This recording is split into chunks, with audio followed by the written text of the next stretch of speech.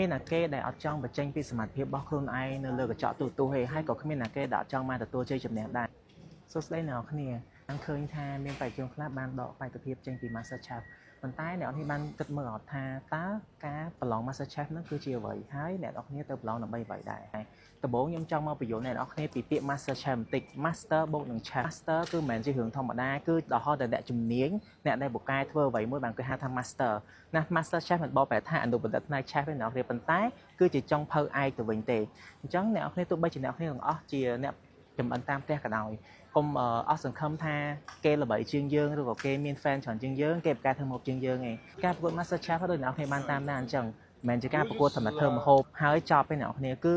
មានការប្រកួតជាក្រុមបង្ហាញនៅការភាពច្នៃប្រឌិតរបស់អ្នកទាំងអស់គ្នាការធ្វើការនៅក្នុងក្រុមការគ្រប់គ្រងពេលវេលាការគ្រប់គ្រងសម្ពាធ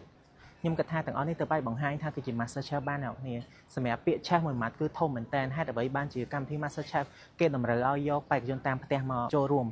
ការពិតមានរឿងជាច្រើននៅក្នុងការបង្ហាញនេះគឺมันអាចនិយាយបានថាបើសិនជាយើងរៀនផ្នែក chef តែម្ដងអ្នកនេះមិនមែនត្រឹមតែរៀនតែធ្វើម្ហូបទេអ្នកទាំងអស់គ្នាគឺអាចគ្រប់គ្រង restaurant បានទៀតហើយការគ្រប់គ្រង restaurant គឺអ្នកនេះមានការទុកដាក់អីវ៉ាន់ការចំណាយចំណូលការប្រើប្រាស់នៅគ្រឿងផ្សំនិយាយទៅគឺគ្រប់មុខទាំងអស់សូមទោសអ្នកនេះខ្ញុំមិនមែនជា chef ខ្ញុំមិនអាចនិយាយបានប៉ុន្តែអ្នកនេះដឹងថា Master Chef គឺជាកម្មវិធីមួយដែលបណ្ដុះបណ្ដាលអ្នកចំអិនតាមផ្ទះឲ្យខ្លាយទៅជា chef អញ្ចឹងបើសិនជាអ្នកនរគិតថាអ្នកនរជាអ្នកចំអិនតាមផ្ទះអ្នកនរចូលចិត្តការចំអិនអ្នកនរស្រឡាញ់ការចំអិនហើយអ្នកនរចង់បង្ហាញនៅសមត្ថភាពរបស់អ្នកនរទោះបីជាអ្នកនរជាអ្នកបង្កើតមាតិកាផ្នែកម្ហូបក៏ដោយប៉ុន្តែអ្នកនរមិនមែនទៅជា chef ពេញលេញទេគឺអត់មានទាន់រៀនចូលក្នុងថ្នាក់រៀនដើម្បីខ្លាយជា chef ទេអញ្ចឹងអ្នកនរអាចមកចូលរួមកម្មវិធីនេះបានហើយកុំបាក់ទឹកចិត្តឲ្យសោះឃើញអ្នក season ទី3គឺមានបងសុធារិទ្ធខ្ញុំអាចលើកឧទាហរណ៍របស់គាត់មួយសុំទោសផងដែរដោយសារគាត់គឺជាបុគ្គលមួយដែលល្បីហើយគាត់បានធ្វើម្ហូបពីមុនមកគាត់បង្កើតមាតិកាធ្វើម្ហូបគាត់ចេះធ្វើម្ហូបគឺមានការច្នៃប្រឌិតអីទាំងអស់ប៉ុន្តែគាត់នៅតែមកប្រកួតនៅ Master Chef ទៀតអញ្ចឹងអ្នកនរអាចឃើញពីគោលបំណងរបស់គាត់ហើយ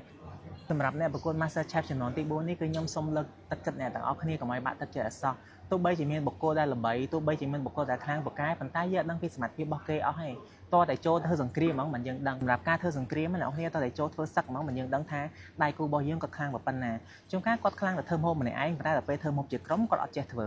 ជួនកាលគាត់ខ្លាំងតែធ្វើម្ហូបជាក្រុមប៉ុន្តែដល់ពេលគេឲ្យគាត់ទៅដើមគ្រឿងផ្សំគាត់ទៅដើមមកគេអត់តន់អញ្ចឹងទាំងអស់នេះគឺសិតតែជាកត្តាដែលអាចធ្វើឲ្យគាត់ធ្លាក់បានអញ្ចឹងទោះបីជាគាត់បកកែប៉ុន្មានក៏ដោយក៏អ្នកនរគ្នាអត់ត្រូវបាក់ទឹកចិត្តដែរហើយសំណាងក៏នៅតែមានសមត្ថភាពក៏នៅតែមានដែរអញ្ចឹងអ្នកខ្ញុំសូមជូនពរម្ដងទៀតហើយពេលដែលយើងចូលទៅយើងនឹងអាចអភិវឌ្ឍខ្លួនឯងបានហើយព្រោះ chef គាត់នឹងប្រាប់យើង chef នឹង comment ទៅលើយើងហើយយើងអាចរៀនពីដៃគូរបស់យើងបានទៀតអញ្ចឹងអ្នកខ្ញុំកុំបាក់ទឹកចិត្តអសោះបាយបាយ